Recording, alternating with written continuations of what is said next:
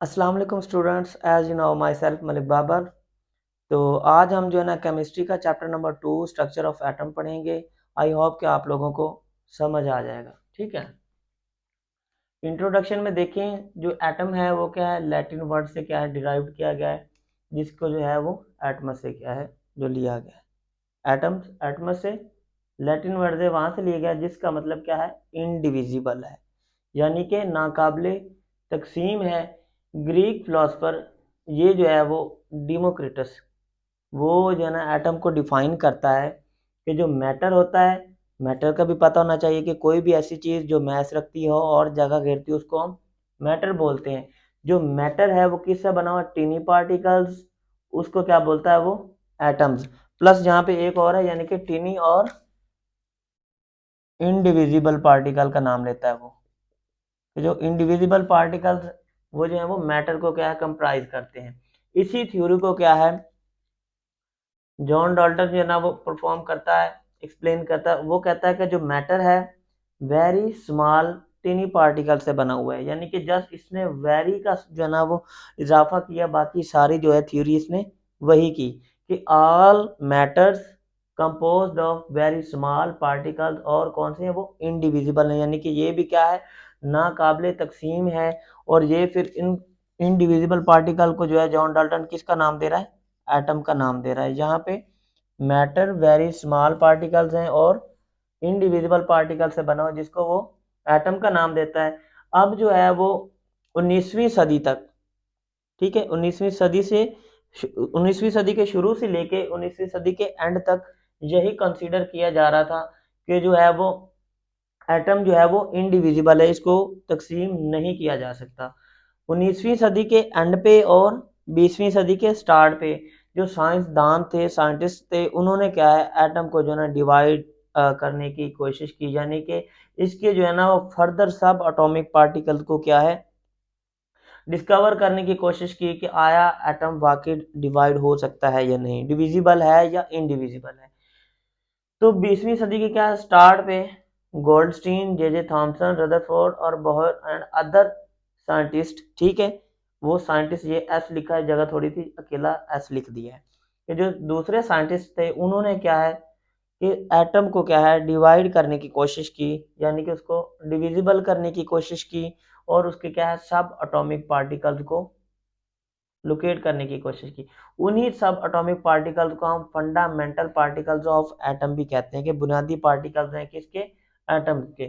अब उसके अकॉर्डिंग क्या है कुछ थ्योरीज और कुछ एक्सपेरिमेंट किए गए एटम के स्ट्रक्चर पे, जिसमें जॉन डाल्टन कहता है वही थ्योरी को लेके कि जो मैटर है वो इंडिविजिबल पार्टिकल से मिलकर बना हुआ है, ठीक है, जिसको एटम का नाम दे रहा है। और एटम की खसूसियात क्या है, वो हार्ड है, यानी कि स्टिफ है, सख्त है, डेंस मीन भारी है, कोई ना कोई वो अपना वजन लाजमी रखता है, और स्फेयर मतलब इस तरह की गोल शक्ल का है, ठीक है। इसी को जो है ना वो जॉन डाल्टन की एटॉमिक थ्योरी का क्या है नाम दिया गया। उसके बाद डिस्कवरी ऑफ सब एटॉमिक पार्टिकल्स, उसमें जो है 1886 में जो गोल्डस्टीन ने पॉजिटिव चार्ज पार्टिकल को क्या है इनसाइड द एटम, यानी कि ये सब एटॉमिक पार्टिकल्स था, ठीक है। एटम से आगे फर्दर उसको डिवाइड करके क्या है उसका पार्टिकल निकाला गया पॉजिटिव चार्ज पार्टिकल, उसको गोल्डस्टीन ने क्या नाम दिया, प्रोटॉन्स का नाम दिया, पॉजिटिव चार्ज पार्टिकल। अगर आप लोगों ने याद रखना है कि प्रोटॉन पे कौन सा चार्ज है तो पी, पी के नाम से याद करना है, यानी कि पी से प्रोटॉन है और पी से क्या होता है पॉजिटिव चार्ज है, ठीक है। तो पीपी के नाम से आप लोगों ने याद कर लेना है।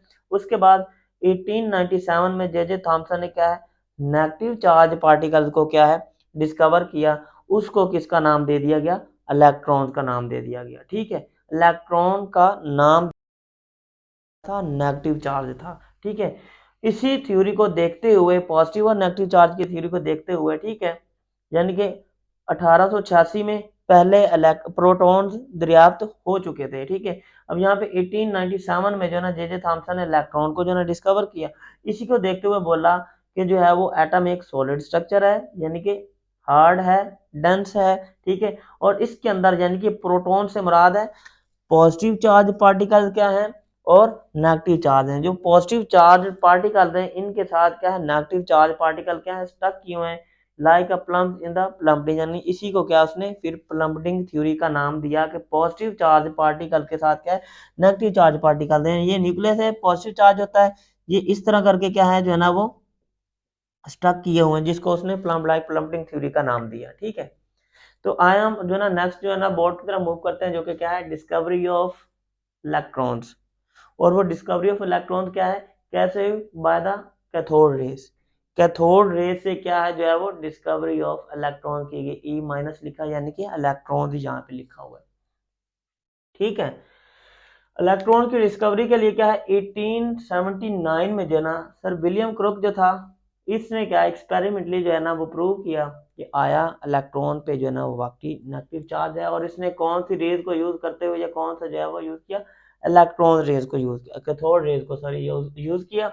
इसके लिए रिक्वायरमेंट्स क्या क्या थी उसकी, डिस्चार्ज ट्यूब थी, ये सारी जितनी भी मैंने बनाई है या डिस्चार्ज ट्यूब इसको ट्यूब कहते हैं। ठीक है, और उसने क्या है फिल्ड कर दी किसी भी गैस के साथ, किसी भी का बोला है, कोई स्पेसिफिक नहीं बोला, किसी भी गैस के साथ उसको क्या है फिल कर दिया गया।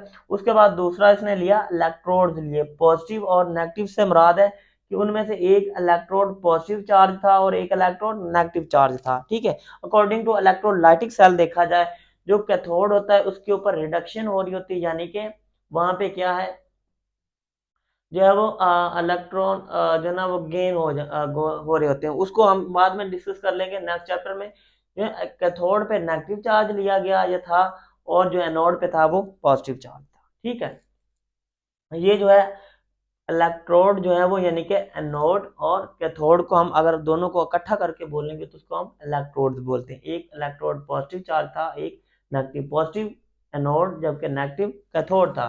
उसके बाद इसने क्या है इन्हीं इलेक्ट्रोड्स को कैथोड और एनोड को एक वायर के थ्रू, ये जो है वो वायर के थ्रू क्या है एक बैटरी के साथ क्या कनेक्ट कर दिया गया, हाई वोल्टेज बैटरी थी उसमें। ठीक है, और इनसाइड द जो डिस्चार्ज ट्यूब था इसने 10 की रेज पावर -4 जो ना एटमॉस्फेयर प्रेशर रखा, और यहाँ पे जो ना एक वैक्यूम रखा हुआ था, वैक्यूम पंप, यानी कि क्या था वो इसका जो है ना वो इनसाइड द क्या है डिस्चार्ज ट्यूब प्रेशर को लो करता था। ठीक है, ये बहुत ही वेरी लो जो है प्रेशर पे क्या ये एक्सपेरिमेंट परफॉर्म किया गया।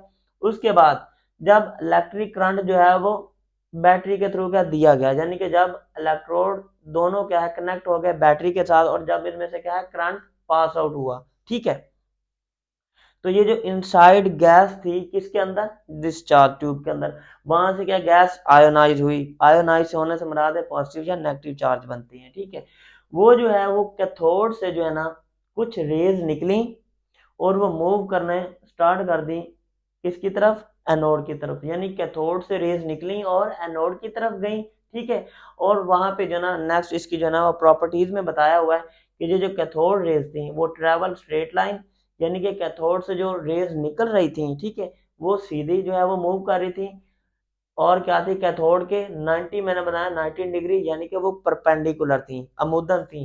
ठीक है, जब भी परपेंडिकुलर का नाम आ जाए तो 90 डिग्री जो ना वहां पे एंगल बन रहा होता है। तो यहाँ पे देखें तो ये सारे जो है वो 90 डिग्री पे क्या है वहां से निकल रही है, तो यहाँ पे 90 डिग्री लिखा है, यानी कि कैथोड जो थी जो रेज थी वो कैथोड की क्या थी, परपेंडिकुलर थी। अब कैथोड रेज ही क्यों नाम दिया जाता है, क्योंकि वो कैथोड से ओरिजिनेट हो रही थी, कैथोड से निकल रही थी by passing through the electric current, जब इलेक्ट्रिक करंट उसमें से पास आउट हो रहा था, वो मूव करके क्या है एनोड की तरफ आ रही थी।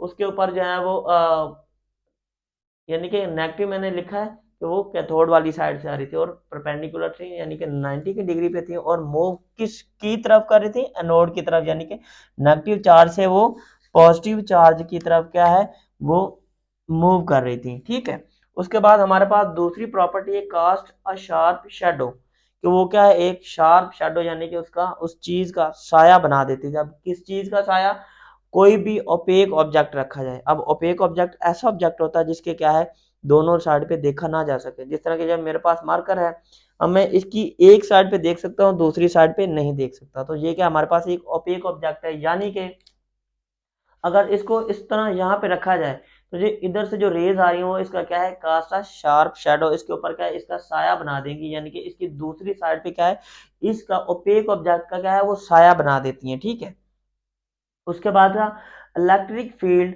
ठीक है, जब वो इनके इनमें से क्या इलेक्ट्रिक फील्ड गुजारी जाती है, यानी कि जब इनको बैटरी के साथ कनेक्ट करके इलेक्ट्रोड को करंट दिया जाता है, तो वहां से जो जो गैस है उनमें से जो रेज निकलेंगी वो क्या है, पॉजिटिव प्लेट की तरफ मूव करेंगी। यानी कि इलेक्ट्रिक फील्ड जब इस डिस्चार्ज ट्यूब को प्रोवाइड किया जाता है तो वहां से क्या जो रेज निकलती हैं वो पॉजिटिव प्लेट की तरफ मूव करती हैं। यानी कि इससे मुराद ये है कि कैथोड से निकल के वो एनोड की तरफ मूव करती हैं। ठीक है, उसके बाद हमारे पास है चौथा जो है इसकी जो है वो प्रॉपर्टी है रेज द बॉडी टेम्परेचर, कि किसी भी ऑब्जेक्ट का क्या है बॉडी टेम्परेचर को बढ़ा देती हैं ऑन विच दे फॉल, कि किसी भी ऑब्जेक्ट के ऊपर, किसी भी बॉडी के ऊपर अगर ये रेज क्या है पड़ती हैं, उसके ऊपर क्या है स्ट्राइक करती रहती हैं, तो ये क्या है उसकी बॉडी का टेम्परेचर बढ़ा देती हैं। लाइक दैट यहाँ पे अगर ये कर लिया जाए और एक ऑब्जेक्ट है हमारे पास, तो इसके ऊपर जो है ना अगर कंटिन्यूसली क्या है काफी टाइम के लिए इसके ऊपर स्ट्राइक करती रहे तो इसका क्या है बॉडी टेम्परेचर यानी कि इसका जो है ना वो टेम्परेचर बढ़ जाएगा।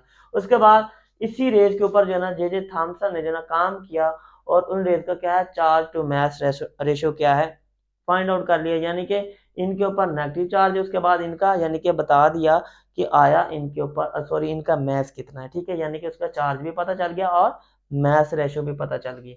उसके बाद produce light by collision with the discharge tube, और कौन कहाँ पे यानी कि वाल्स के साथ। अगर ये रेज क्या है कोलाइड कर जाती हैं किसके साथ, डिस्चार्ज ट्यूब की वॉल्स के साथ, यानी कि ट्रेवल तो ये स्ट्रेट लाइन में कर रही है, अगर ये इसके साथ क्या है आते आते क्या है कोलाइड कर जाती हैं इस तरह क्या है, तो यहाँ पे क्या ये प्रोड्यूस करेंगी लाइट प्रोड्यूस करेंगी, एक चमक प्रोड्यूस करेंगी। ठीक है, उसके बाद same type of raise produce independent nature of the gas. ठीक है, कि कोई भी हम गैस यूज कर लें, ठीक है, यहाँ पे मैंने आप लोगों को जो स्टार्ट में बोला था इसमें उसने कोई भी गैस भर ली थी। ठीक है, किसी भी गैस का नाम लिया था कि यानी कि इंडिपेंडेंट नेचर ऑफ गैस की कोई भी हम गैस इसमें यूज कर सकते हैं और same type of raise produce यानी कि सेम यानी कि कैथोड से निकलेंगी और एनोड की तरफ मूव करेंगी। ठीक है, यानी कि जो कैथोड था वो इंडिपेंडेंट था नेचर ऑफ गैस से, यानी कि कोई भी हम गैस यूज कर लें डिस्चार्ज ट्यूब के अंदर जब उसको इलेक्ट्रिक करंट प्रोवाइड करेंगे तो सेम यानी कि वो कैथोड से रेज निकलेंगी और एनोड की तरफ मूव करेंगी। ठीक है, एट द रिजल्ट क्या इसमें देखा गया कि जो कैथोड था वही बात होगी उसी की कि वो इंडिपेंडेंट था किसके साथ, नेचर ऑफ गैस, कि वो गैस की क्या है नेचर के लिहाज से वो इंडिपेंडेंट था, आजादाना तौर पे जो ना वो काम करता था। यानी ये नहीं कि अब यहाँ पे हमने एक गैस ये फिल की है दूसरी साइड पे कोई और गैस फिल की है। ठीक है, अब जो ये गैस फिल की है इसमें ये यानी कि इलेक्ट्रॉन जो ना वो रेज इधर से निकल के इधर मूव कर रही है, यानी कैथोड से वो एनोड की तरफ मूव कर रही है। जबकि दूसरा फॉर एग्जाम्पल कोई हमने सपोज किया है एक हमारे पास और डिस्चार्ज ट्यूब है और उसमें भी हमने क्या डिफरेंट गैस भरी है, लेकिन वो है कि इधर से वो क्या है इधर मूव ना करे। नहीं, ऐसा नहीं हो सकता कि जो इन केस जो था वो कोई भी गैस हम जो ना फिल करते हैं तो वो इंडिपेंडेंट थी और वो कैथोड उन गैस के नेचर पे क्या था इंडिपेंडेंट था, यानी कि उसने same type of cathode rays उसने प्रोड्यूस करनी ही करनी थी, यानी कि वो यहाँ से निकल के इधर आनी थी।